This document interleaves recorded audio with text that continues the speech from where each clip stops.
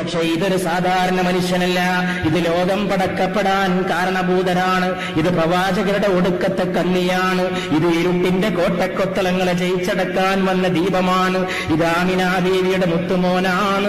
ഇത് രാഷ്ട്രീയ രംഗത്ത് വിപ്ലവത്തിന്റെ കൊടിപറത്തിയോനാണ്. ഇത് സാമ്പത്തിക രംഗത്ത് പരിവർത്തനത്തിന്റെ പാട്ടുപാടിയോനാണ്.